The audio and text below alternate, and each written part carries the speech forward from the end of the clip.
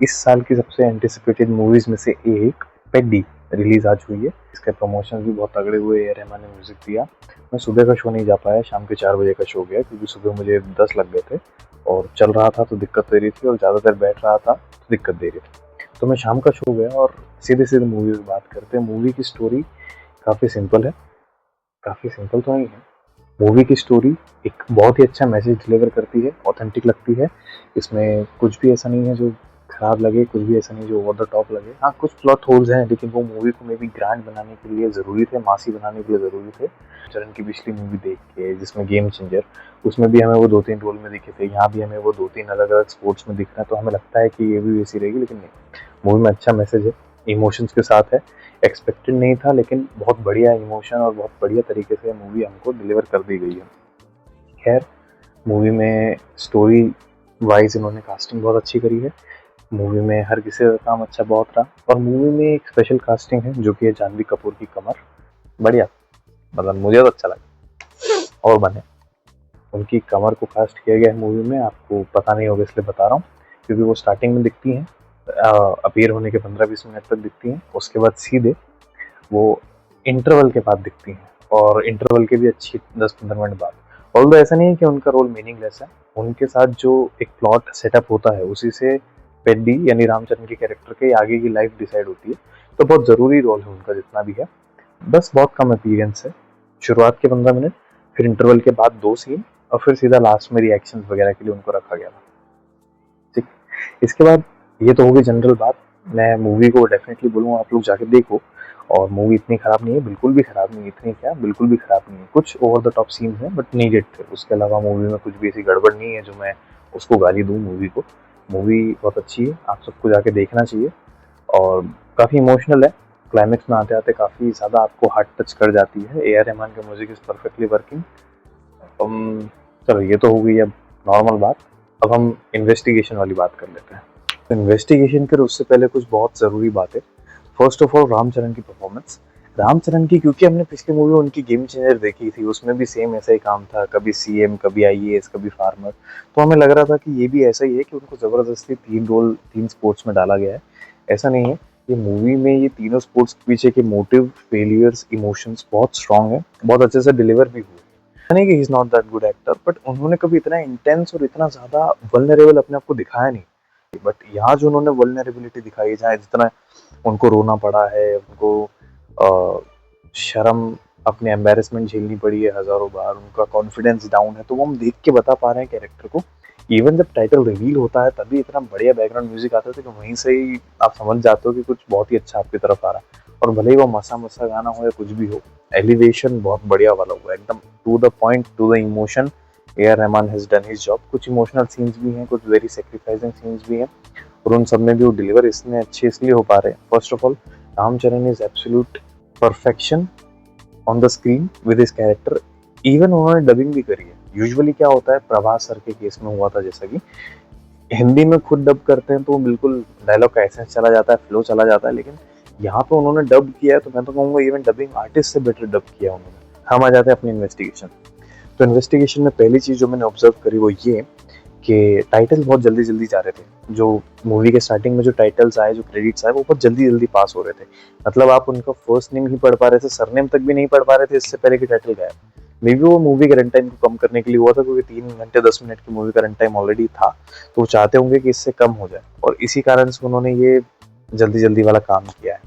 Movie की entry होती है, जब पेड्डी की एंट्री होती है तो उसमें स्कोर बोर्ड जो रहता है क्रिकेट मैच का, उसमें लास्ट के 2 बॉलों में कुछ रन चाहिए होते हैं, तो 9.4 रहता है, 10 ओवर का मैच रहता है। 9.4 डिलीवरीज उस टाइम तक हो चुकी होती है, लेकिन उसके बाद जो 2 बॉल बची हैं उसमें एक और बार स्कोर बोर्ड के ऊपर कट होता है कैमरा और हमें 8.4 लिखा हुआ दिखता है। तो वो एक मिस्टेक थी जो कि वो तो नोटिसेबल नहीं है, एक ही फ्रेम की है, लेकिन मैं तो जाता ही ये पकड़ने के लिए और इन्वेस्टिगेट करने के लिए हूँ कि कहाँ क्राइम में थोड़ी बहुत क्लूज छूट गए हों। और इसमें जब पेड्डी का लास्ट मैच रहता है, जब वो अपना बैट छोड़ के दूसरे बैट से बैटिंग करता है, तो उस बैट पे एमआरएफ का स्टिकर रहता है। लेकिन काफी ऐसे सीन्स हैं जहाँ वो स्टिकर है, फिर हट गया, फिर वापस आ गया, फिर हट गया, फिर वापस आ गया। तो ये एक मिस्टेक थी, मे बी ये ग्राफिक टीम से हुई थी या किससे हुई थी। ग्राफिक में बात करूँ मूवी के तो ऑन अ स्केल ऑफ 10 7 8 थे, पर अच्छे थे, इसमें कुछ बुरा नहीं था। ऐसा नहीं कि एकदम ही अनरियल लग रहा है। ट्रेन वाले सीक्वेंसेस बहुत अच्छे थे, तो और फॉरेस्ट वाले जो सीक्वेंस थे बहुत बढ़िया बढ़िया थे, तो उसमें कोई बुरी बात नहीं।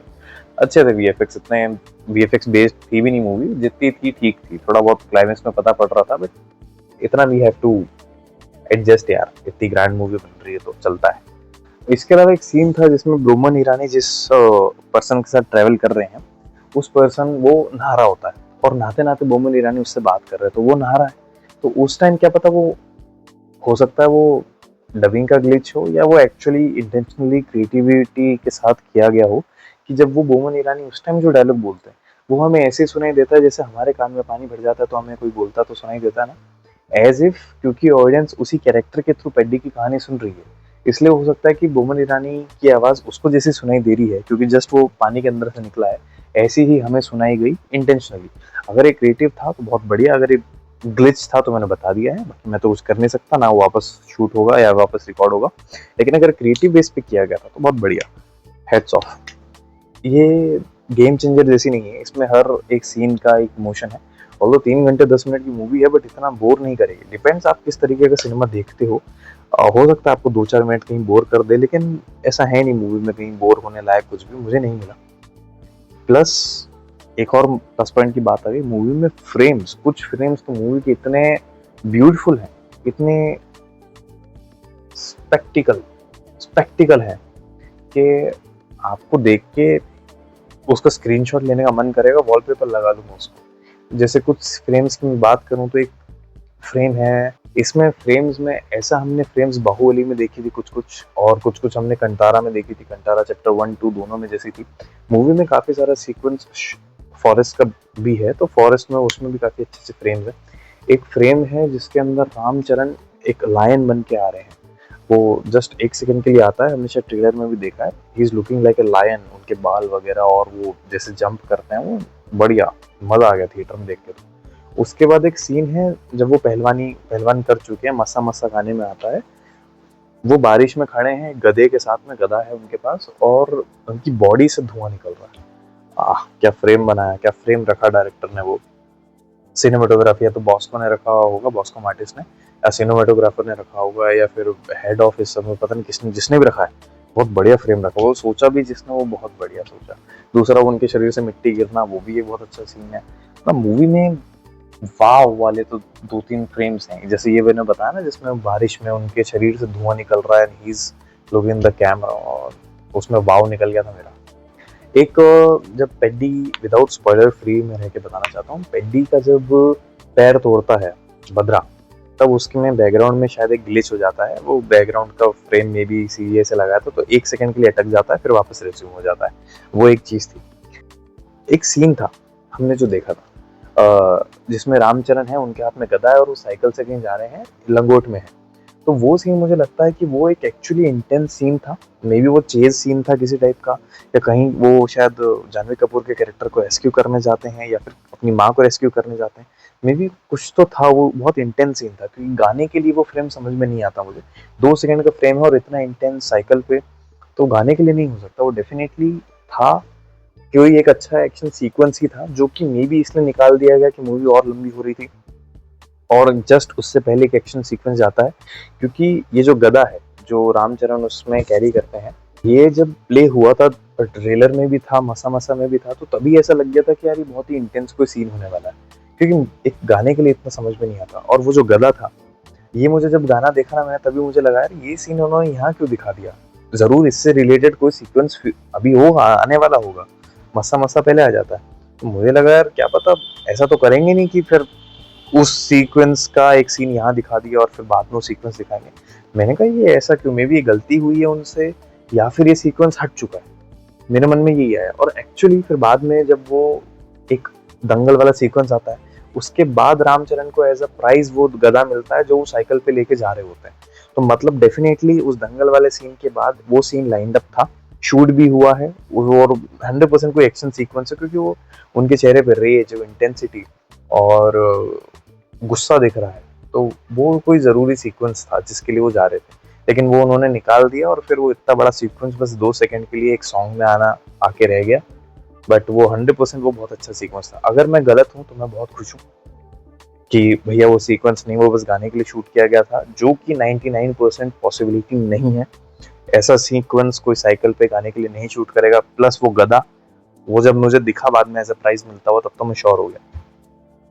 अगर मैं गलत हूँ, जो 99.99% नहीं हूँ, तो मैं खुश हूँ अगर मैं गलत हूँ तो। और अगर मैं गलत नहीं हूँ, मैं सही बोल रहा हूँ, तो फिर मुझे बुरा लग रहा है कि वो सीक्वेंस हमें देखने को नहीं मिला। मे बी उसे यूट्यूब पे अलग से निकाल दिया जाए 4-5 महीने बाद, क्योंकि मैं वो देखना चाहता हूँ। डिलीटेड सीन्स में निकाल दो उसको।